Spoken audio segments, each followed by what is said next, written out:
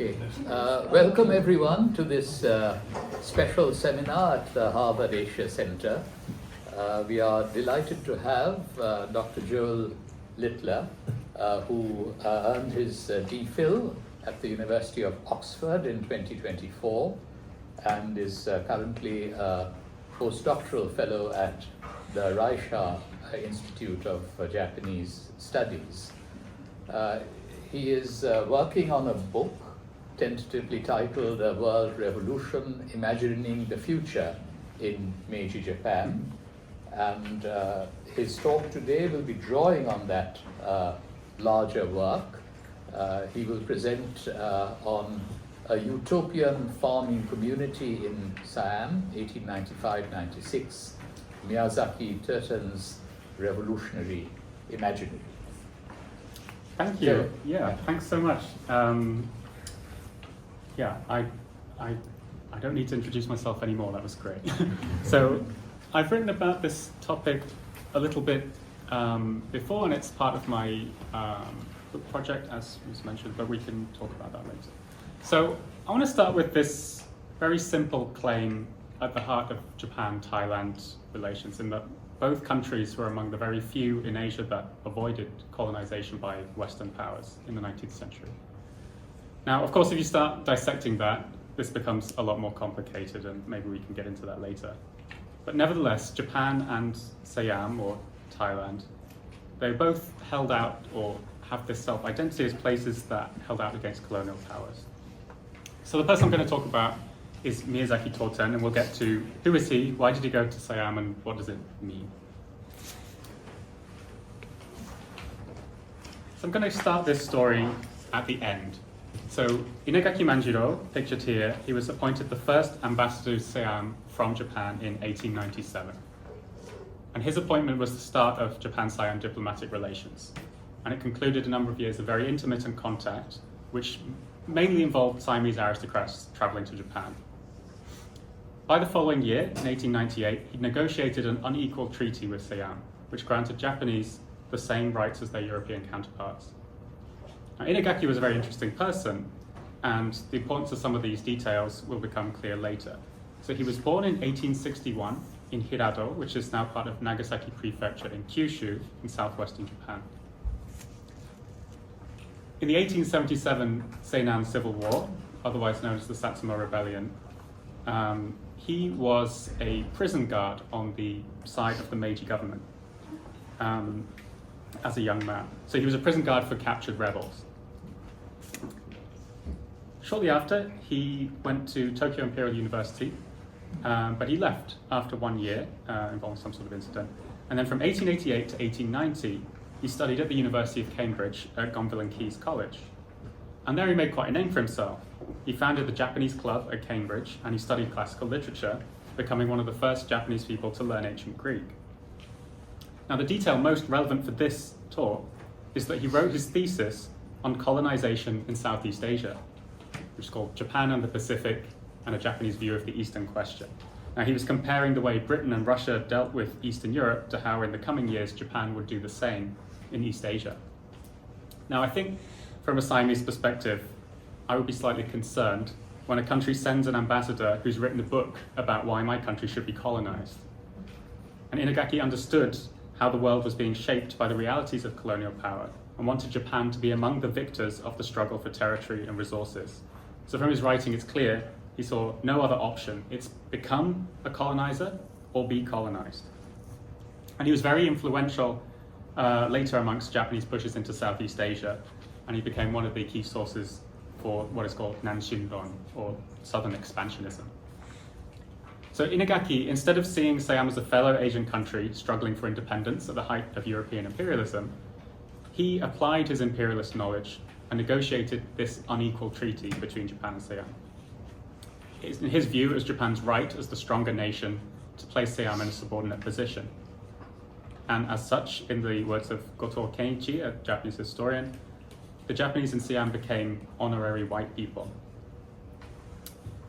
But just 2 years before, another Japanese former samurai from Kyushu came to Siam, and this man had a radically different idea about what the world should look like, what Japan's role in it should be. So this is the person I'm talking about today, and he's the main subject of my monograph, which is Miyazaki Tōten. Now, if anyone has come across him before, I think it's in two contexts. Either you recognize his name because of his involvement in the Chinese Revolution. Some people have read his autobiography, My 33 Years Dream. And the other context would be, I mean, looking at the crowd here, you either heard me talking about him. So those are the two contexts. So he's most famous for this role in the Chinese Revolution. He was one of Sun Yat-sen's biggest comrades in Japan. And Sun Yat-sen, as many people will know, became the first president of the Republic of China after the success of the Xinhai Revolution in 1911. So I'm going to go into a little bit of his background for the purpose of this talk to help understand how and why he ended up in Siam. Now, just to quickly emphasize the difference between Tōten and Inagaki, I just want to read you this quote from the start of his autobiography. He says, "I do believe in the brotherhood of mankind, and for that reason I detest the present situation of the strong devouring the weak. Therefore I hate the present competition between nations." So he'd identified the same reality as Inagaki, but committed to opposing it instead of exploiting it. So he was born in Arao in Kumamoto, southwestern Japan, in 1871. And he was from a low-ranking rural land-owning samurai family known as goshi. So unlike higher-ranked samurai, they relied less on government stipends for income and instead made their money from being local landlords. And this quirk of status meant that the Miyazaki family and others like them came out of the Meiji Restoration of 1868 with a relatively robust source of income. It also meant that unlike the majority of samurai who lived in towns, who had little connection to the countryside, the Miyazaki family lived alongside peasants. And they saw firsthand the changing fortunes of Japan's farmers during this time of great disruption. Now, the defining event in Tōten's early life, again, occurred in 1877.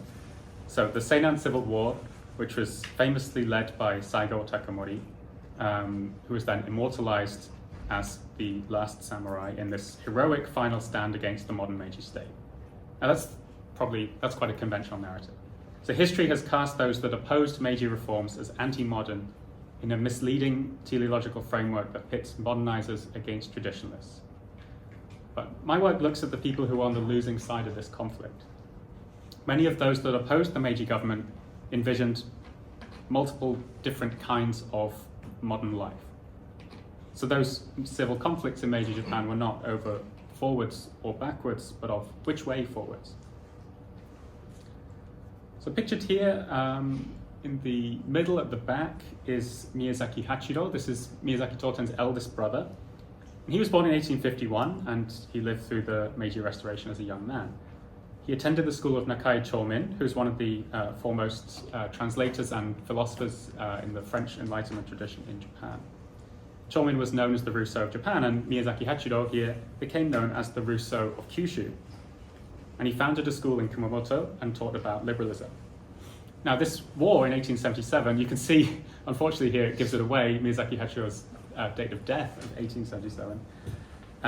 When this war broke out, Hachiro, this champion of liberalism, joined the rebel side with his fellow teachers and some students. And they fought against the Meiji conscript armies in this last time of a large samurai-led rebellion in Japan. Oh, I should have gone to show you this. There he is sitting there. So in early October in 1877, the Miyazaki family learned that their beloved eldest son, Hachiro, was killed in the fighting. The head of the family, Miyazaki Chozo, he turned to his three remaining sons with tears pouring down his face, and he said, "We, the people of the Miyazaki family, from this day forward shall never eat from the hand of the government." And the three remaining sons, Tamizo, Yazo, and Tōten, took these words to heart. Their mother likewise told them to be like Hachiro, and said only a coward would die in his bed. So they spent the rest of their lives working in opposition to the Meiji state. So these, I'm being a bit cheeky by calling them losers. I don't really mean that they're losers, but they were on the losing side of this conflict. They formed multiple different cultures in Kyushu which informed the way that they attempted societal change. So they were excluded from the apparatus of government, so they engaged in non-state grassroots activism, which included things like starting schools, political societies, undertaking investigative journalism, writing political novels, performative arts like kodan and naniwabushi, as well as violent direct action, including the assassination of political figures and attempts to aid revolutions in Asia. So the Miyazaki family were firmly within this sphere, and as we will see, Tōten took part in both cultural activity in Japan and revolutionary activity in Asia.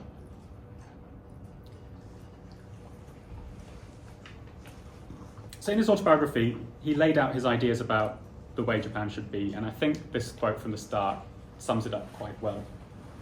So he said that in his youth, or in my youth, I didn't know what freedom or people's rights were, but I knew they were good things, and I was sure that government armies, government officials, and in fact anyone involved with the government was a robber and a thief. So he had him and thousands of other young men like him and women. They grew up in the aftermath of the Meiji civil conflicts, and they held these lifelong grudges against the government. So I'm going to go through some of his early life just to paint the picture of this varied intellectual atmosphere in Japan in the 1880s. So I'll start with his sort of daytime education. So this included things like attending the Oe Academy in Kumamoto, which was run by Tokutomi Soho, who he's very young in this picture. Normally portraits of him are pictured much later. At this time, he was known to be a liberal thinker, and then later on he became more of a Japanese nationalist. I'll just briefly describe this school. Here, Tōten, he furthered his knowledge of Western liberal thinkers, and he reiterated his dislike of those that wanted a place in the Meiji government. So he read work by people like Rousseau, Cobden, Bright, Robespierre, Cromwell, and George Washington. So founded in 1882 by Tokutomi, Tōten called this school a paradise of progressive liberalism and democracy, and he delighted in the liberal disorder of the school. So instead of the students being told the rules, they got to devise the rules themselves. And Tōten wrote that when the students became excited, they would jump about and slash the wooden posts of the building with their swords. Tokutomi would just sit by and watch. The students also gave lectures to each other on their readings, but Tōten became too afraid to do this and began drinking and avoiding the school. Instead, he managed to persuade his mother he wanted to go to Tokyo and learn German. So in 1886, he moved to Tokyo and entered the Tokyo Senmon Gakko, which became Waseda University. But he was dissatisfied. He said he found the foppish attitudes and silk clothing of his roommates distasteful, as were their pensions for the licensed quarters and contempt for studying. So in a terrible depression, he wandered into a church with a friend and was entranced by the sermon in progress. Now, the preacher giving the sermon was Charles H.D. Fisher, who's a Baptist missionary from Illinois. Fisher was known to be highly charismatic, so when he preached, tears would run down his cheeks and his voice was like thunder. So Tōten was initially drawn to the intensity of the sermon rather than the doctrine itself, but he said that he left the church close to tears and immediately bought a Bible, which he began studying fervently. And the thing that he started to like about Christianity was the element of universalism. Later, he was baptized by Kozaki Hiromichi, a member of a group of liberal Christian converts from Kumamoto, known as the Kumamoto Band. And he reunited with his old teacher, Tokutomi, who had moved to Tokyo. The middle brother, Yazo, was also in Tokyo at this time and also became a Christian. And Yazo, you can see the seeds of his interest in China starting from here. Yazo had a plan, and he said that he thought he should go to China and find a great hero who could remake society. And this plan far outlasted Tōten's interest in Christianity. So he said, the present situation of the world, which was a battlefield in which the strong devour the weak. And if we do not work out some defense, I believe the yellow race will be oppressed by the white race for years to come. This will entirely depend on the rise or fall of China. Their time in Tokyo was then cut short. Their eldest brother, Tamizo, fell ill, so they didn't have enough money to pay for school, so they both went back to Kumamoto. Once Homi tried to convert his family to Christianity, and his mother did convert, but his eldest brother, Tamizo, refused and argued persuasively, in Tōten's words. Tamizo said that one should provide bread before preaching the gospel. And this was in response to the dire situation facing farmers in Japan at the time. So there was quite a lot of inflation in the 1880s, which was stimulated by government policy. So a lot of bankruptcies and an increase in the poverty level of farmers across Japan, which was then compounded by bad weather. Through a series of conversations and interactions with the farmers in Arao, Tōten began to see poverty as the most important issue afflicting ordinary Japanese people, and he started to think that religion was insufficient for resolving these problems. Once again, he was able to go back to school, and he enrolled in the Christian schools in Nagasaki, so first the Kobli Seminary and then Tozan Gakuin. But by this point, his faith was in crisis. And I will move to his nighttime education. So, living in Nagasaki in 1889, he began to attend the evening meetings of a group that called themselves the Seifunsha, or Excrement Manufacturing Society. And in the words of one of the members, they said they're a band of Ronin heroes from Kumamoto who met nightly in a Ryōzanpaku, which is a conspirator's lair. And the group's provocative name came from a joke that they could produce nothing of worth to society aside from excrement. And nearly all of the members had at some point been in prison for political activities. According to Tōten, they discussed outlandish theories and bizarre ideas. And this group sort of typifies the intellectual turmoil occurring in the late 1880s. So their values and actions were at odds with the Meiji modernization project, but they moved through Meiji society as members of the local elite, with the resources to attempt their various schemes and campaigns to effect change in Kyushu. These members were repeatedly involved in Asia-oriented activity, from the Osaka incident in 1885, the Donghak Peasant Rebellion in 1894, Tōten going to Siam in 1895 and 96, and of course, the Shinhai Revolution. And here the story takes an even stranger turn. Tōten chanced upon a homeless Swedish anarchist called Isaac Abraham. Abraham's described as being very tall, with a long grey beard, white hair, barefoot, and dressed in rags. And Tōten called him a naturalist. When he first met him, Abraham was berating a priest for refusing to give him any bread. And the young Tōten was so intrigued by this, he wanted to meet him and learn about his philosophy. And then he introduced Abraham to the Seifunsha.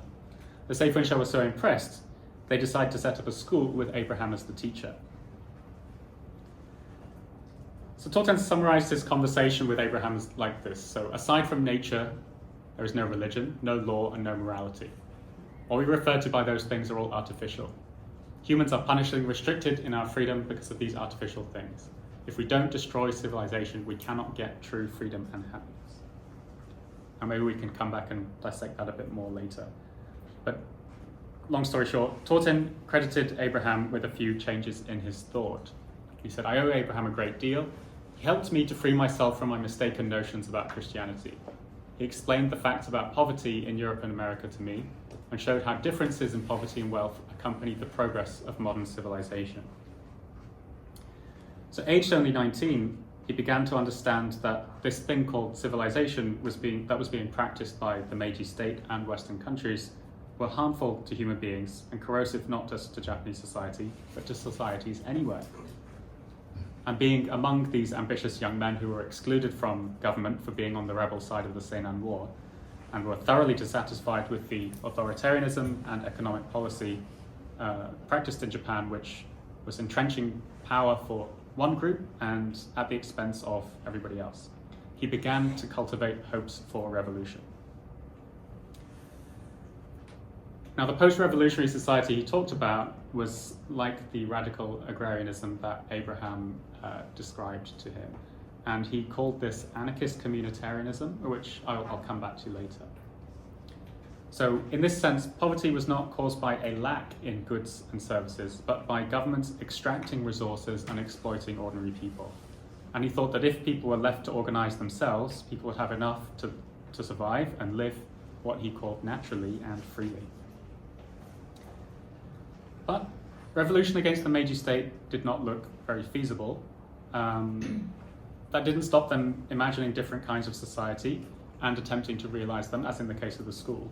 But this desire for revolution led them to look to Asia instead. So Tōten came up with his idea of a world revolution, and he thought that this revolution would start in China, after which an egalitarian society could be established, and then people across Asia and then the rest of the world would look to China and also demand their own revolutions. So he actually included the West in this imagination. He thought that Western modernity, it's not that it just wasn't suitable for Japan, it wasn't suitable anywhere, and that people in Europe and America would look to China and also demand a similar kind of change. So he wasn't anti-Western, it's just that it was Western modernization wasn't really suitable. At this point, he had enough of school, and he announced, "I'd made the move from thought to action. My determination lay, as before, with the survival of humanity, and I was determined to work out a solution to the problem of hunger." So this is how he starts to go to Siam. So the appeal of Siam lay in his perception that it was a land of great opportunity, where a place for a revolutionary base could be established, and from his recent interactions with naturalism, so-called, with the anarchist Isaac Abraham, the opportunity to farm would enable him to live an agrarian lifestyle. He also thought that the Chinese diaspora in Siam would support his cause for the Chinese Revolution, and the lack of an official Japanese or other colonial presence was appealing, as their revolutionary base would be able to grow unhindered. That being said, Siam wasn't his first choice of destination. So he first went to Shanghai in 1891, thinking he should learn Chinese. And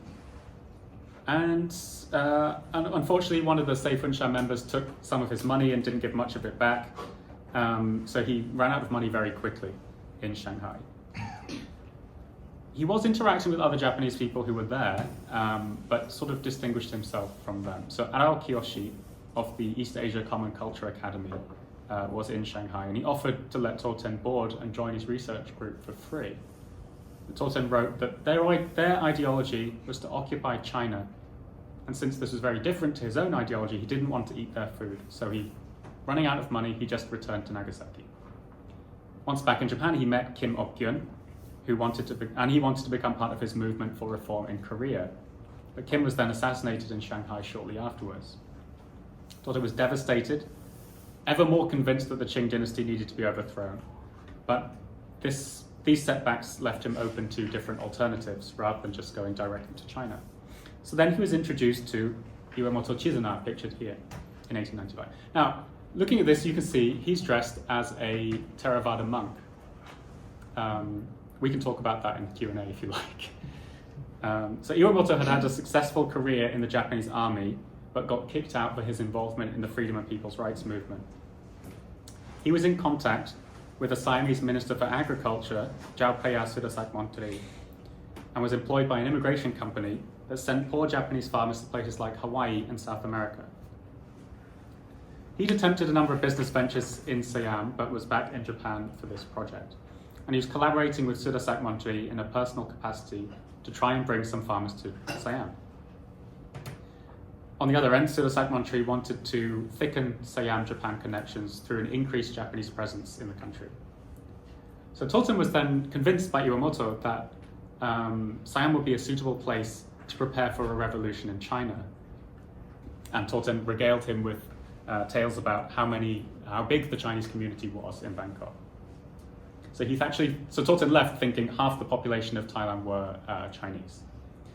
And he thought with a low cost of living, he could hide there, familiarize himself with Chinese customs and language, and prepare for this great revolutionary force to sweep into China. He's 24 when he's doing this, right? You can see. Yeah. So his aims are very different to the immigration company, which was a profit-seeking enterprise. But this proved an opportunity. He could finally go abroad, and this is how he ended up leading a group of impoverished Japanese settlers from Kumamoto and Hiroshima prefectures to Siam.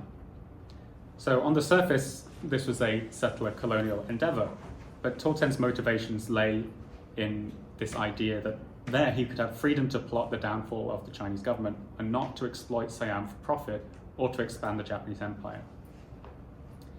Now, initially he was just supposed to help Iwamoto, but Iwamoto became sick, and Tōten ended up heading the expedition. So the immigration company decided to send most of them to Hawaii, but 20 of them still wanted to go to Siam with Tōten. So it was 18 men and 2 women. Tōten, he said, gave them a speech. He said, we don't know what it's going to be like. Siam is, it's called it a banshee or barbarian land. And if you back out, don't worry, I'll defend you to the immigration company. But all 20 still wanted to go. And before leaving, Tōten is married by this point, by the way. He wrote this letter to his wife, who he was leaving behind with his infant son. He said, our side is that of the poor and the beggars. Our enemies are the kings, aristocrats, and the rich. In short, we must fight the strongest in society. So after an arduous journey, he arrived in Bangkok with the farmers and he met Jaupia Sudasakmantri. Tōten was very impressed with his character, and Sudasakmantri is our only potential window into the Siamese perspective of this immigration project. So Sudasakmantri was known to like Japan, and he feared for the future of Siam as an independent country. He was a formerly famous war hero. He was then fostered by King Chulalongkorn, Rama V, after his father died, and he was married into the powerful Bunnag family. Sudasakmantri became a member of the Young Siam reformist movement and pioneered the use of modern arms in Siam as a general. But after his military success, he was demoted because he'd attempted to smuggle dynamite into Siam from Europe. He was spared execution because of his relationship with King Chulalongkorn, and later in the reign of Rama VI, he regained favour and was granted the name Seng Shuto. So from 1892 to 96, he was the Minister for Agriculture, and he did things like canal building and road building. And this is when he became involved with Iwamoto Chizuna and the immigration company. Sadly, though, this episode doesn't make it into the Thai sources. So Sudasakmantri has a 4-volume biography, and the 4 years that he spent as the Minister for Agriculture are 1 line, which was devastating when I discovered this. This is because it was a considered humiliating demotion. The rest of the book is about his successes as a general. So agriculture, they weren't celebrating this, unfortunately. Once we talk about Iwamoto later, there's also other reasons for him to be embarrassed about this project. Okay. So also, the farming community was a private effort. It wasn't official government policy, and he used his own land and his own capital to support them. And after the failure of the community, the Siamese government actively discouraged Japanese coming to settle in Thailand. So Sudasakmantri met Tōten and he explained, Japan is like a rising sun, while Siam is in a desolate autumn. He regarded the growing presence of the British and the French in Southeast Asia as an existential threat to the country, and he admired Japan's continued independence. So by encouraging the Japanese to come to Siam, he hoped that they could defend against Western powers just like Japan was doing. But Iwamoto was an unscrupulous businessman, so by the time Tōten arrived, the immigration project was basically dead on arrival. There were unpaid debts, and the company had folded by the time he got there. Sudasakmantri, however, still supported them, and he let the Tōten and the farmers stay at a house on some land in Saladin. Tōten, at this point, thought that this is impossible, so he returned to Japan to raise more resources. Now, because of this delay, 6 of the Japanese farmers decided to leave Bangkok to work on a railway being constructed between Bangkok and Korat in northeast Thailand. Tōten, he tried to dissuade them. He said the death rate was known to be very high, but he did feel sorry for the farmers because they wouldn't be able to face their families if they returned without money. So the hard lives of these farmers who had risked everything to go to another country in order to send money home to their families only very partially aligned with Tōten's plans. So he had this idealized view of farming as something that was dignified, and Siam could be a place to start afresh. But many of these farmers, they just wanted to escape poverty, and they thought they stood a better chance of doing that outside of Japan. So Tōten arrived back in Japan in December 1895, and he didn't get back to Bangkok until April 1896. He didn't come alone. He'd rallied 4 other former samurai, young men who, like Tōten, were from families on the losing side of the Seinan Civil War. They were all from Kumamoto. And they were inspired by his grand plans for a revolutionary base and farming community.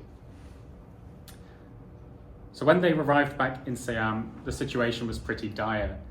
Of the 20 Japanese farmers they'd left after the first trip, 6 men had died of malaria and cholera, 1 man and 1 woman had returned to Japan, and 5 of the men had left Siam for Singapore. So by 1896, only 6 men and 1 woman remained. One of Tōten's new samurai comrades contracted cholera and died within 4 days of arriving.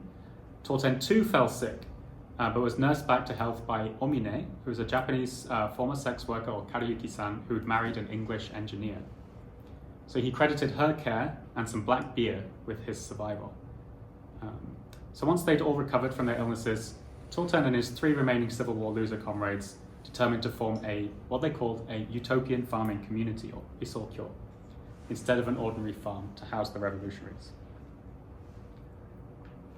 A photographer, Isunaga Kyushu, also from Japan, was there, and he was provided some of the funds. Tōten approached Sudasak Montri with his plan, and Sudasak Montri supported them. He said they can use his land and a farmhouse in Saladang, and he even lent them tools. Now today, it looks like this. You can't quite imagine farming going on here, but in the 1950s it was a bit quieter, and then another 60 years before that, it was sort of the countryside. So they donned farmers' clothing, and they led water buffalo through the field, and Tōten said they looked just like a Chinese painter. So the farmhouse became their new conspirators' lair, where they would devise their grand plans for revolution. But they were sowing rice, and the rainy season was still some months away, so they basically didn't have any food. They had to rely on the generosity of Isunaga for food. And in Tōten's account, the farmers were too depressed to help. In fact, I think we can say the farmers had little interest in this utopian farming community, as opposed to the former samurai. They just wanted to survive. And Tōten and the other samurai, well, they don't know how to do farming, let alone in a new climate. So what was utopian about this, aside from the fact that they said it was? The main thing that I can discern from the sources is that these samurai idealized farming as something that was a purer activity than other things, and the fact that people of their status were engaging in farming was something that they were excited about. Now, it doesn't necessarily sound that radical, but former samurai doing the day-to-day life of a peasant alongside former peasants who 2 decades before would have had to bow down before them in the street was a departure from social expectations in Japan. Now, of course, in practice, we can still see that distinction between the former samurai and the peasants, but it was their hope that they would cooperate together in a self-governing community. So outside of Japan, they felt free to organize it however they liked, and this is what he hoped that one day people would be able to do in Japan. However, his brother Yazo then sent him a letter asking him to come back, saying that he was very sick. And it became obvious the project wouldn't succeed without more funding, so Tōten again decided to return to Japan to secure funds to keep this community going. But by the time he'd arrived, his brother Yazo was dead. Now, although in the previous trip he persuaded 4 other former samurai to join him, his attempts to get further funding for the base failed. He managed to scrape together 100 yen, and he sent it to Siam. But then news reached him, one of the settlers had died by suicide, and that Sudasak Montri actually wanted them to pay rent. So in the hope of securing funds, he was introduced to one of the biggest supporters of the Chinese Revolution, Inukai Tsuyoshi, in the middle here. Inukai told Tōten that his plan in Siam was folly, and after a few more attempts to find some money, the whole project was called off, and the remaining farming community members returned to Japan. Shortly afterwards, Tōten met Sun Yat-sen and became then one of his closest comrades in Japan. You can see the 2 of them there. So this was just after the Xinhai Revolution in 1911. So although he never set foot in Thailand again, he did draw on his experiences as part of his revolutionary ideology. So what did he learn and what did he try and communicate about Siam to people in Japan? So he was completely impoverished when he got back. So to make some money, he started publishing a series of articles about Siam for his Japanese readers in the Kokumin Shimbun newspaper, which was run by his old teacher, Tokutomi Soho. Now these articles require careful reading, so on the surface he can be fairly critical of Siam. But when we know his intellectual motivation, the way that he talks about Siam and its people, we can start to see the ideological undercurrent and how he often uses Siam to both criticize Japan, criticize Meiji Japan, and to show what Japan's future could be like. So firstly, he described common people in Siam as being uncivilized and unrefined. However, we have to remember that civilization was bad, and unrefined meant that they were closer to his idealized version of people. So we have to be careful. The people that he really criticized were the Siamese aristocrats. So he said that the king had 300 concubines, and as for the behavior of the nobles, he said, their lasciviousness is comparable to that of a certain marquis in Japan. One cannot possibly hope that amid these customs stalwart youths are born, who are chivalrous as well as capable, and who strive for great deeds in this world of beasts and greedy men. In the case that Siam perishes, rather than blaming France or England, one shall understand that it is true that the people of this country were ruined and destroyed by themselves. Now, there's a few things here. His readers would have understood a certain marquis was Ito Hirobumi, who was often seen with geisha and mistresses in public. And since Siam was this non-colonized space, the blame for the sorry state of the country, he laid it at the feet of the aristocrats.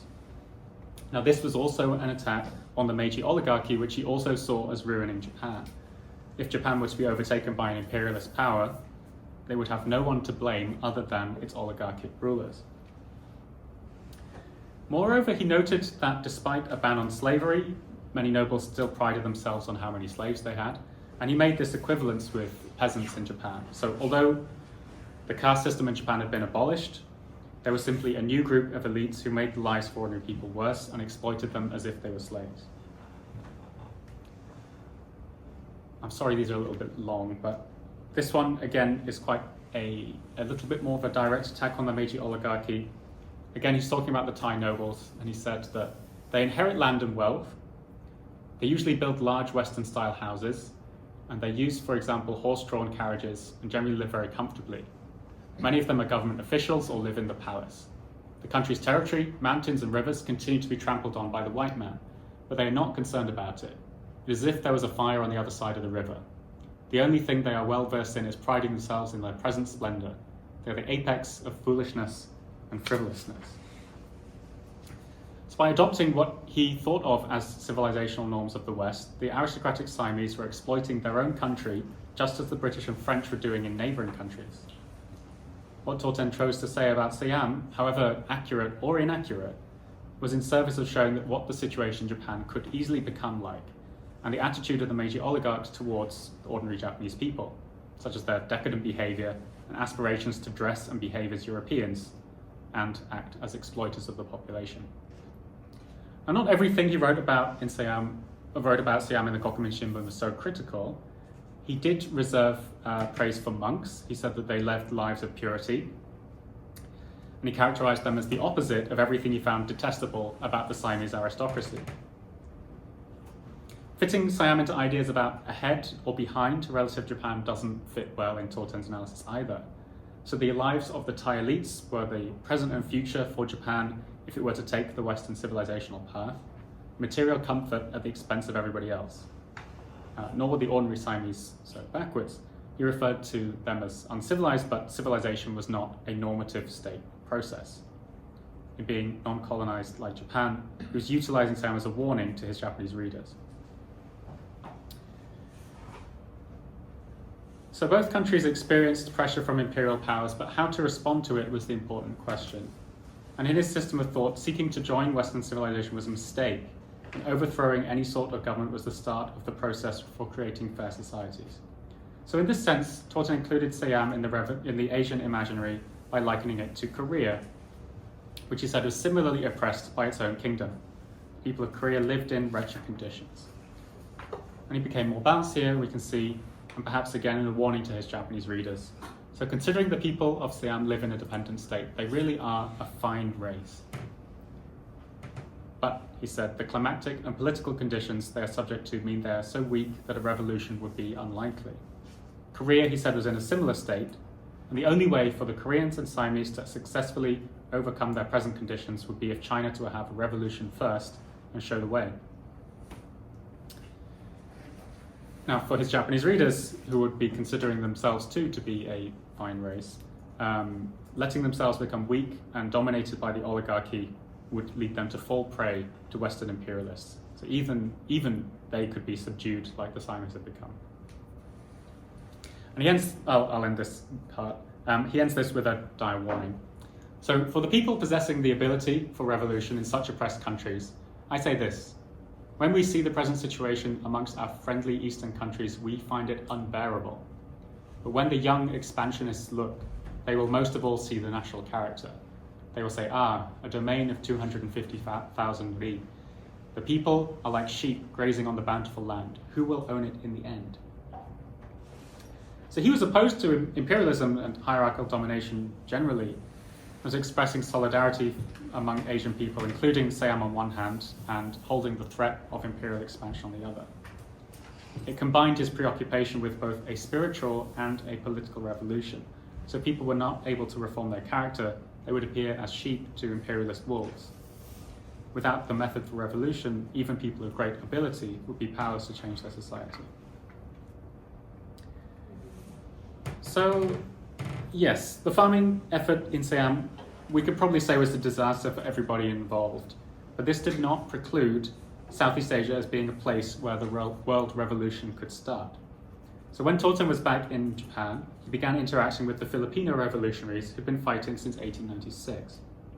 And he helped arrange a shipment of arms to aid the Filipino revolutionaries, but the ship sank on the way. His Mariano Ponce with Sun Yat-sen and Yokohama, both of whom were interacting with Tōten at this time. So his hope was if the Americans could be defeated and the Philippines could become independent, they would then direct themselves towards China and establish a revolutionary army on the mainland. So in his worldview, if they helped their Filipino comrades, it would be the start of his world revolution. They would go first to Canton, then sweep through China, Japan, and the rest of the world. So he thought that all the revolutions would be stronger together. So Siam and the Philippines represented this realm of possibility for Tōten and other Japanese revolutionaries. Colonial powers and the Meiji government were restrictive entities for human flourishing, and any chance to throw off a colonial authority or establish a community outside of such control held strong appeal for people like Tōten. So the efforts for Filipino independence and the farming community in Siam did not really achieve their aims, but they remained as an idea of revolutionary struggle and agrarian life free from government control. Moreover, Tōten's experiences and impressions of Siam served as further evidence of the dangers of Western encroachment and, in his mind, the immorality of elites adopting Western civilizational norms.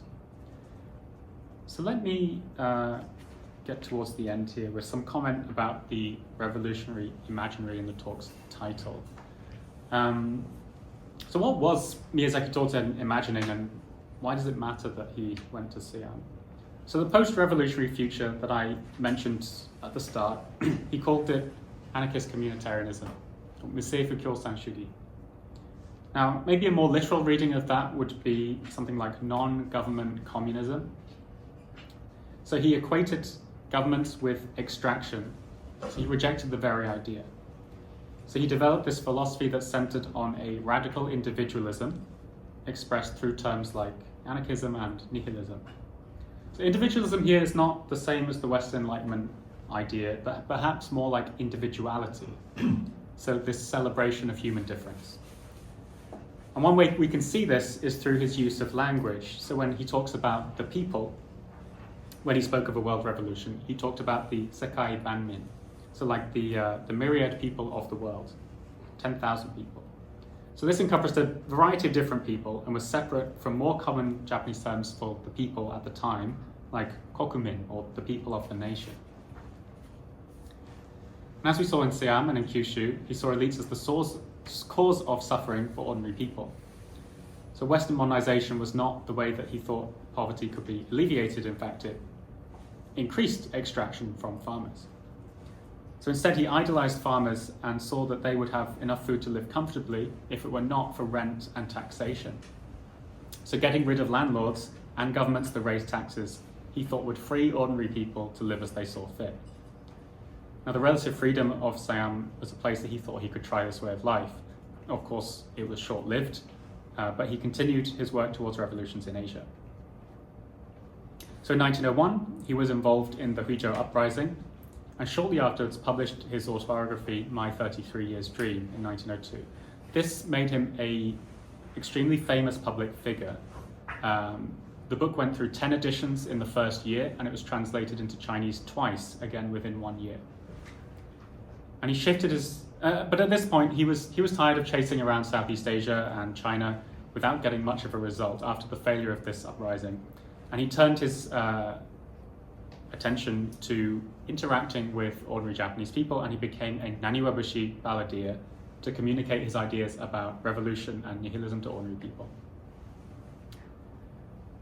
So finally, the year after Tōten left Siam, the Japanese diplomat Inagaki Manjiro arrived in Bangkok and concluded this unequal treaty by 1898.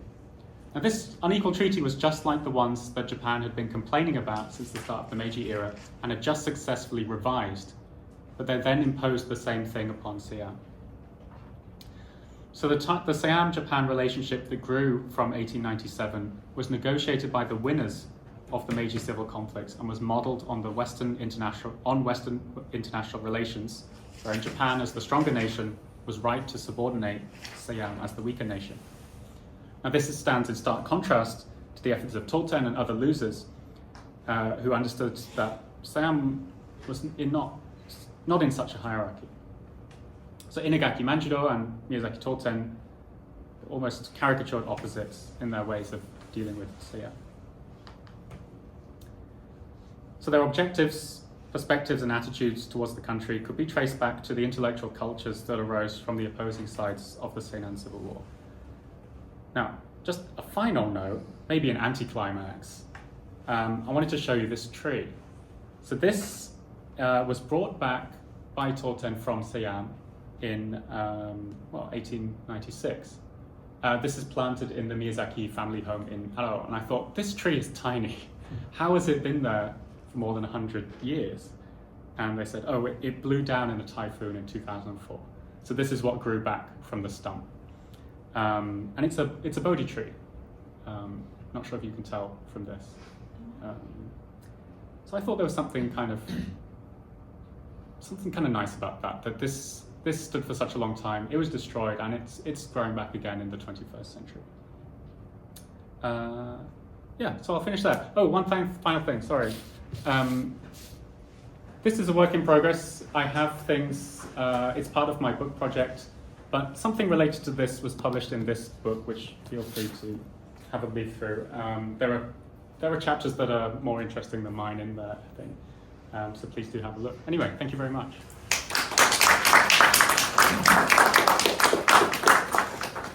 Yeah, thank you very much, Joel. That was fascinating. I do actually have two mentions of Miyazaki Tōten in my Asia After Europe. The first, of course, relates to the arms shipment that you mentioned in support of the Filipino Revolution and resistance against the United States by that time. Mariano Ponce, who was the ambassador of the revolutionary Philippine Republic, had come to Japan, and he met Sun Yat-sen at the home of Inukai Suoshi and requested Sun Yat-sen's help. And Sun Yat-sen apparently then asked his friends, including Miyazaki Tōten, to organize support in the form of an arms shipment that didn't go very far. So that was the that's the first mention that I have of Miyazaki Tōten. And the second mention relates to his mediation, again a failed mediation, in the first decade of the 20th century between Kang Yu-wei and Sun Yat-sen. Apparently, Miyazaki Tōten tried, Kang Yu-wei didn't think much of Sun Yat-sen, and Miyazaki Tōten tried very hard to persuade Kang Yu-wei to have a less adversarial view of Sun Yat-sen. And as we know, of course, in intellectual terms, Kang Yu-wei was much more formidable than Sun Yat-sen, as was his student Liang Qiqiao.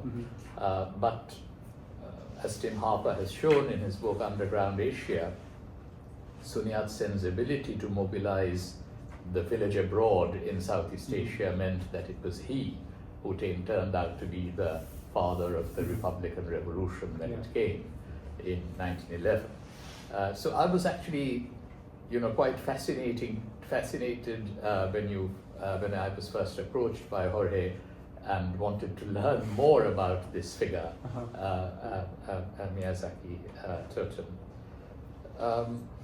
A couple of questions, of course, come to mind.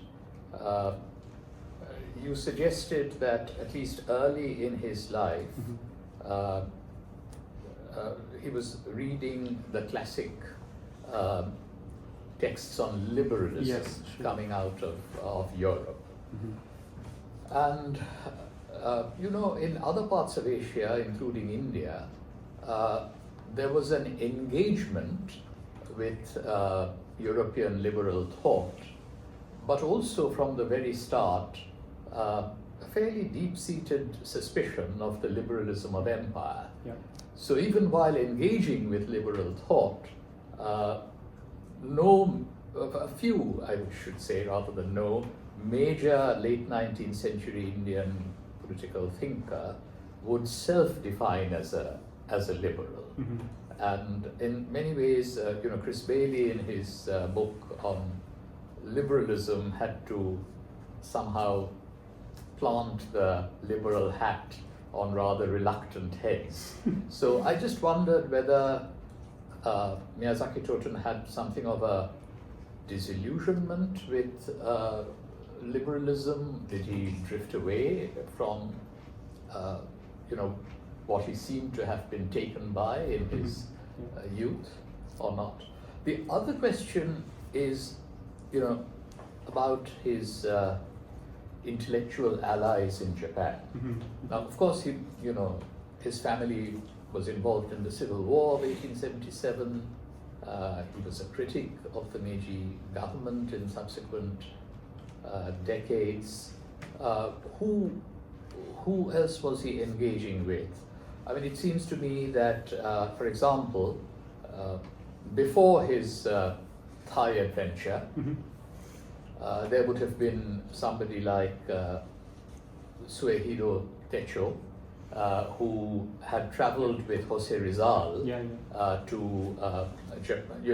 from Japan across the Pacific to the United States and across the Atlantic to Europe before heading back. And I mention Suehiro because unlike Fukuzawa, who is much more famous and is a key Meiji figure, Suehiro Techo was opposed to Japan's war against China in the mid-1890s, was in fact opposed to Japan trying to impose terms on China and so on. So it would seem that there were others, major intellectual leaders, who thought like Miyazaki Tōten at that stage. And then we could ask what happens at the turn of the 20th century. I mean, was Miyazaki familiar with, let's say, the work of an Okakura Tenshin? Just as Miyazaki Tōten went to Thailand, by December 1901, Okakura had arrived in India, where he spent just over a year. and published Ideals of the East more or less at the same time that Miyazaki Tōten published his autobiography. And then, of course, Okakura sent, leading Japanese painters, including Yokoyama Taikan, to India and so forth. So I was just wondering whether Miyazaki, sought out, intellectual allies, in the late 19th and early 20th century. Specifically on Thailand and what he was doing, it would seem that he was really looking to establish a political base rather than innovate in the field of agriculture. Sure. But he went to Thailand exactly at the time when the Chao Phraya Delta was being opened up with Chinese capital, and Thailand, along with Burma and Vietnam, were emerging as the sort of huge rice exporters and so forth. So in some ways it was an odd time to be thinking in terms of a utopian rural community when the Delta in Thailand was now provisioning the new concentrations of population in the mines and the plantations in Southeast Asia, but also exporting rice to the rest of the world, including Japan, by the way. So, so where does this fit into the larger agrarian history of that time? So that was my third point that came to mind. And finally, I know that you have you have emphasized the term sort of revolution. And it's interesting that somebody who was kind of liberal in his early life, later on you're defining his ideological vision as some kind of an anarchist communitarianism. But there's another word, I think, which is and concept, which is, I think, of real significance here.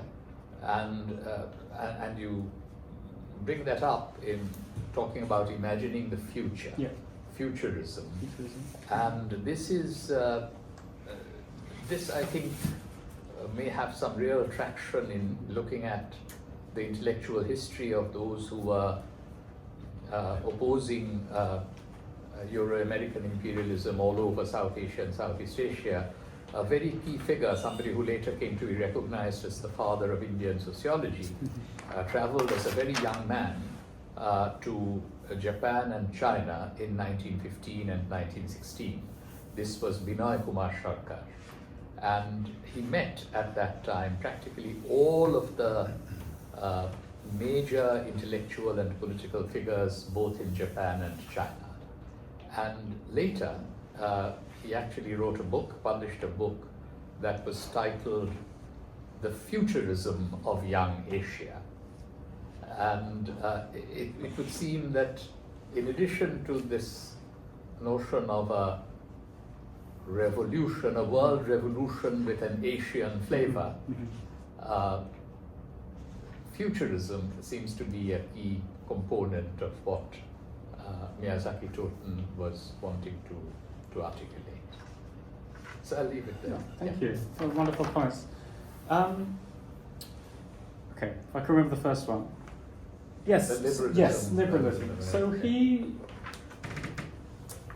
I guess I went through it quickly because he read these things, but then he very quickly became disillusioned. Right. And his brothers started to read things like Wang Yangming, and he read the Chinese classics as well before learning these things.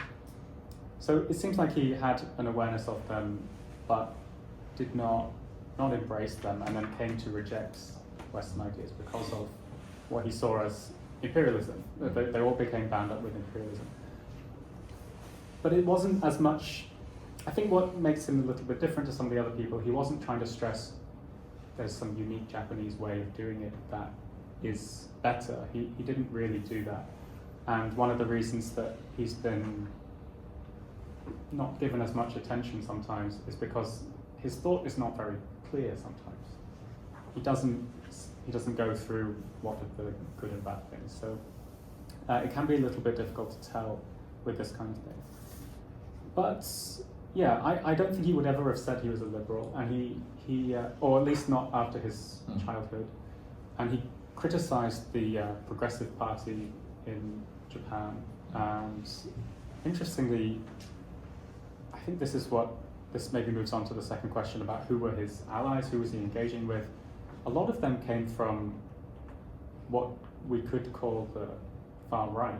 He wasn't one of those people, but they were also on that Civil War loser side from Kyushu. So people like Toyama Mitsuru, Uchida Yohei, who, as you probably saw in your research about this incident, broke a plate on Tōten's head after the ship sank, because he said so angry with him. And yet he then started to interact with people who were the early socialists in Japan, Christian socialists, and then people who rejected Christianity and became socialists. So people in the Heimin-sha, so the People's Association, and then in the Russo-Japanese War, just afterwards, when Japan took Sakhalin, all of the Russian exiles who were living, all the Russian political prisoners who lived there in prison camps, came down into Japan, and Japan took between 70 and 100,000 Russian prisoners of war during the Russo-Japanese War. Those revolutionaries came to Japan. Miyazaki Tōten was publishing a magazine called Kakumei Hyoron, or Revolutionary Review, with his comrades, and they started to interact with these Russian revolutionaries, and they started to translate between Chinese, Japanese, and Russian, and were publishing in each of their magazines. So he was also the proprietor of Minpao, the Chinese revolutionary magazine or publication in Tokyo. So they published things from Tōten's brother on land reform. He published profiles of the Chinese revolutionaries and the Russian revolutionaries in his magazine, and then the Russian one, Wolia, also published translations from the Japanese ones. So they started to have this very, very, very transnational mixing of different flavors of revolution during that time period. I haven't seen him mention people like Suehiro Techo. I mean, he has a huge body of writing, and I haven't finished reading. I asked because, Suehiro Techo's novels sort of were really envisioning some kind of a revolution in the southern seas and so on. So that's why I asked. I wonder if it's just a matter of timing with this. It preceded. And Okakura Tenshin as well, he doesn't seem to talk about him. I can't really say why for that. As for his utopian community, beyond it being called a utopian community, it didn't go very far. And he did want to start a base, and we can say that he just really didn't know very much about Thailand before he got there, and had been sort of willfully misled by Iwamoto Chizuna in order to persuade him to go along with this. They were trying to do this community. One or two of the other samurai that he took ended up traveling a bit further into Siam after he left to see if there was any other prospects for somewhere that they could go. But nothing really came of it. But they were then heavily involved in the Chinese Revolution afterwards. So these people had a particular mission, even if this was not the right place for it to happen. And if the comment is very interesting, I'm going to have to read your work on this. Tim Harper's book was something that I was thinking about when I started this project. Because, Tōten doesn't really, he might be in it once or twice, but not very much. Yet he is connected to quite a number of things that he's talking about. And I think part of this comes down to Tōten's self-identification as a failure. He called himself a failure in 1901, 1902, because the Chinese Revolution had not happened yet. But that kind of characterization stuck. So his autobiography people still read it today and know him as I have failed, half my life has been wasted. Writing at 32, it's quite, So yeah, but thank you. I'll have to think about that fourth one. Thank you very much. Yeah, and so that we can discuss futurism and revolution at another time. But let's open up for other questions and comments. Joel. Yeah, sure. Seek to. First, I was really interested about Miyazaki's father Hashiro joining the Satsuma Rebellion. I'm familiar with the Satsuma Rebellion through the lens on it by the Kokuryukai, which connected it to the Seikon realm to invade Korea, and that this idea that because they couldn't get that to happen in 1871, they fostered rebellion that way. So it was like this kind of militaristic thing. So why would a liberal join that? That's one question. The other one is isn't this blanket criticism of colonialism quite early in Japan? I'm kind of curious where that came from, because I think this it's decades before any liberal intellectuals publishing about the downsides of colonialism. Thank you.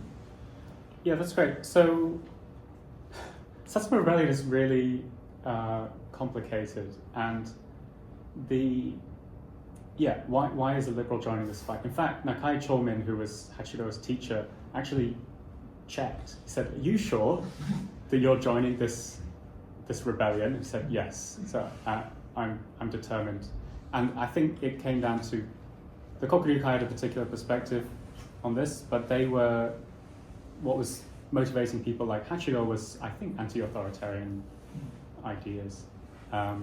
They didn't like the Meiji oligarchy, and they were very dissatisfied. So joining with the samurai, even though they disagreed with lots of, they weren't trying to go back to the Tokugawa period. Hachiro wasn't trying to do that, but they did want a different negotiation of what the society would look like.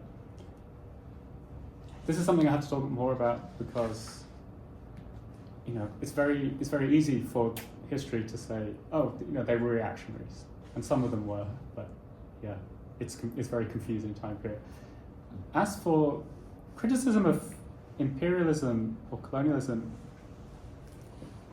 I think many Japanese were critical, but many started to accept it as a reality.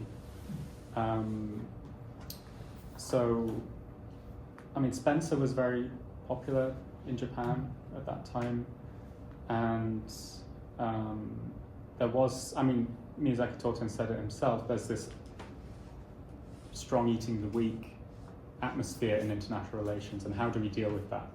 So people like Fukuzawa Yukichi would more famously say, we need to leave Asia, we need to become one of the West, and he's saying, well, no, why don't we make Asia stronger instead? And I don't think either one is more unrealistic or strange to think of than the other. Yeah, you might be right, that's quite early. Thank you. Yeah. Okay. Are you a scholar of Japan? Yeah. Okay. Yeah. Yes, please do introduce yourself so that we get to know it one another. Sorry, I'm Avery Moore from Brown University. Okay. Hi, my name is Koichi Nakano. I'm at the US-Japan program, and I'm a political scientist, amateur historian. And, I have two questions, I guess, and one is connected to the conversation that we've already been having. And I suspect that there could be an element that's kind of lost in translation in some ways, because we talk in English, and of course in the English language, liberty and liberalism is owned by the Anglo-American tradition, and so immediately we think of that in terms of what it means to be a liberal. Whereas I guess in Japan, it's my guess that less common to talk about Jiyu-shugi at that point, but more like Jiyu-minken as a set word. Absolutely. And so it's just about liberty, and that doesn't necessarily connotate the Anglo-American tradition. So the first question that I have is connected to that in some ways. I want to hear a little bit more about what he had in mind when he used the term kakume, revolution. Obviously, it's a Chinese word with a Chinese historical baggage to it, and somebody of Tōten's generation, of course, learned Chinese history and philosophy and the classics to a degree, at the same time as being exposed to a variety of Western sources. And so, and of course, he did, of course, overlap a little bit with the post-Russian Revolution, or the early years of the socialism, and all that. And so, what was, and I can see that it kind of ends with the what you say, the anarchist communitarian kind of vision. But if you could say a little bit more in terms of the different maybe flows or the what is kind of the mixture that he ended up with this idea of the revolution. And I guess somewhat connected to that was also my second question that I sort of escaped my mind right now. But yeah, maybe if you could start with. Oh yeah, sure. Yeah, you're absolutely right. So when I was saying liberalism, it is more connected to June and also freedom of people's rights movement. So yeah, that's true. What did Kakume mean for him? He talks about seijiteki kakume, like political revolution, and seishinteki kakume, so like spiritual revolution. And he thought people's character had to be have to have a revolution as well. So he talked about sort of the way that Japanese people were he thought people were subservient, and he thought that people were willing to be oppressed, and he thought they needed to get an awareness that their lives could be better if the people oppressing them, they realized who was oppressing them, and he said it's the robbers, it's the government. He also talks about, so when there's this article in his Kakume Hyoron, Revolutionary Review magazine, and there's like, what is revolution? He doesn't really say very clearly, but he does say the French Revolution was a failed revolution. And he says the Japanese Ishin, he said Nihon no Ishin is a failed revolution as well. And what we need is a real revolution which would actually get rid of the structures of authority.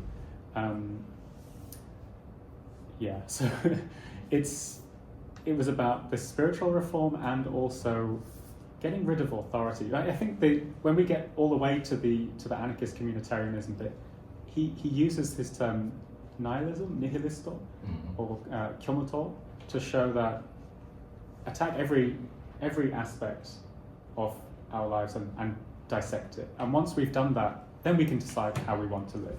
But first we need to take around everything, and he said the law, morality, custom, education, the government goes without saying really. And then afterwards we're free to decide what we want to do. So that was the first stage, and he was mostly focused on that.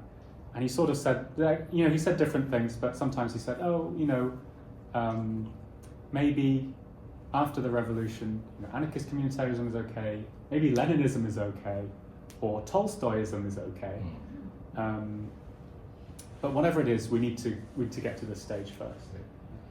If I may, the second connected question that I had, I remember now, is because some of that sound quite a bit like Rousseau, maybe something that he was exposed to earlier in terms of the noble savage or what have you, the idea that there was, so maybe he's not talking about the pristine past, but the idea that you can bring back a utopian of that form without government and the injustice and the inequality that is prevalent in today's world.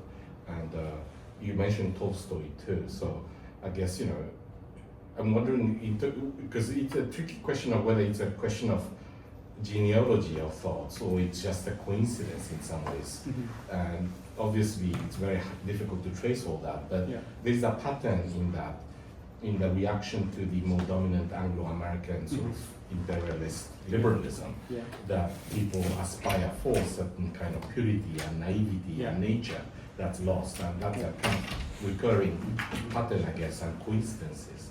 And so I wondered whether, Tōten could be sort of situated in that sort of.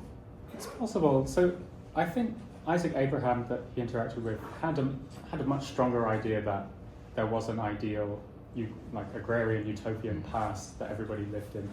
And Tōten says, I don't know if I go that far. But this is something we should, this is something we can like, this is something we can work towards. As for, it's hard to say. I mean, he engaged with Rousseau, and Tolstoy was incredibly popular in Japan in the early 20th century as a religious and political thinker more than a novelist. So yeah, and also his dabbling with Christianity, I think, is informative here, because he said he was drawn to the universalism, and then he realized, oh, actually there's lots of different types of Christianity and they all disagree with each other. It's not as universalistic as I thought it was, and then he eventually gives it up. So yeah, I think these are all interconnected, but I can't definitively say. Thank you. And yes, there's so many indigenous words and phrases, certainly say in South Asia.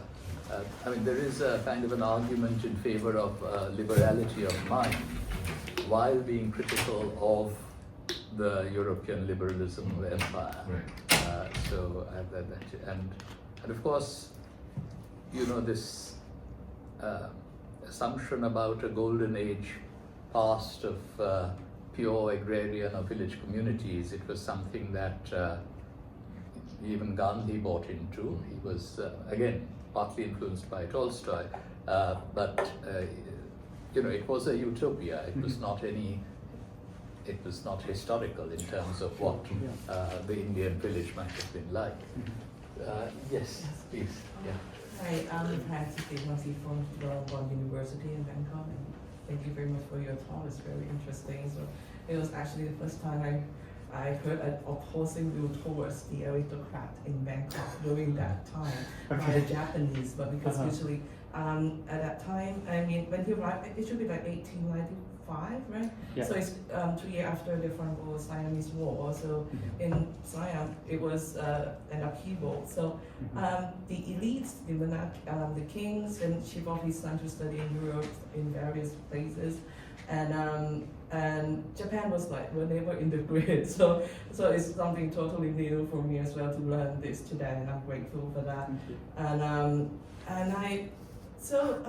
I'm pretty interested in the groups of people that Miyazaki Tōten was acquainted with while he was in Siam, because it turned out that you mentioned Javier, who was, of course, remembered as a war hero rather than a minister of agriculture. It was pretty obvious, and we remember him for that. And it was actually is a problem of doing research in history in Thailand as well, because people's life tend to be recorded, only the positive life of their life is the tradition of writing history, especially biographies in Thailand. So they never mention the bad things, or mention something negative, which could taint that person's life. So yeah, so I can actually see what you mean by there's nothing written about that particular part. Yeah. And because if you're not at that period and you're not in the circle of the elite, and it's very your time there should be like very obscure as well, right? And then you mentioned that he went to Korat, right? And then some of the farmers did. The farmer did, yeah. So and it was curious. I was curious about like how did he go about his life there, in more details, and because judging from what I read, the train to Korat was first built by the Germans, and then they left, and the British took over. Yeah. And so it is again something new about the Japanese who came into that period. So I really because it's totally off the grid for me, and it was like written by this person also in Japanese as well. And actually Japan just began to have some precedence in history when I think it was when King Rama VI, King Chulalongkorn's son. And he graduated from Oxford, and then he took a trip home, and he had stopped over in Tokyo, and then he realized that look, in Japan there's lots of beautiful water paintings, so we should send some women to study he emphasized to study watercolor in Japan. So I think that is the only part that mentioned Siam relation with Japan, right? And not the other things. So and then there came the Second World War, and that's it. Yes, So can you say a little bit more because I'm really curious about the person, the people that he met. Yeah. Thank you. Yeah, you're totally right about the, only the positive things. So Sudasak Montri had been trying very hard to try and encourage more Japanese people to come to Thailand. And Iwamoto Chizuna previously sent a group of farmers a couple of years before, but he didn't give them enough money to get to Thailand. They only got to Hong Kong. And Sudasak Montri met them there, and he paid for the rest of the journey to get to Thailand. I actually don't know what happened to them afterwards. I mean, nothing good considering what happened to these ones. Tōten really wasn't in Thailand for very long, so he didn't interact with many people. And although he intended to interact with the Chinese community, he doesn't really give any evidence that he actually did. Although Sun Yat-sen did a few years later. I don't know if there's much connection there. Oh, there is one connection. The hotel that Sun Yat-sen stayed in, I think it's the Fuji Hotel. So this already existed in Thailand at this time, and it was run by this woman called Tsunada no Ba-san, she was a proprietor who previously had a hotel, right, in Hong Kong or Singapore, and then she moved it to Bangkok. So this was the place where Japanese people would go to and arrive. And this is where the majority of the Japanese people who lived in Thailand were, which were Kariuki-san, the Japanese sex workers. Most of them lived there. So the ossuary shrine, the shrine at Wat Liet, were for Japanese people interred there. Nearly all of the early entries are young women with one name who lived at a hotel and died of tropical disease. Right, so these are mostly Kariuki-san. They were most of the Japanese people. Now the Siamese were not thrilled about the so-called quality of Japanese people coming to Thailand. They wanted to encourage more former samurai. But then they got some former samurai, and they didn't know what they were doing, so they weren't very impressed as well. So it's only a little bit later when you get like the silk industry. This is more famous. They got Japanese experts to come and try and help the silk industry, although that didn't really work very well either. And other people like Inagaki Manjiro, who were educated in the West and then came to Japan as well. I mean, your characterization of previous Japanese-Thai contact is also pretty, it's correct. It's mostly Siamese aristocrats who stopped over in Japan and liked it and brought some things back. So there were two students that were brought by another Siamese prince.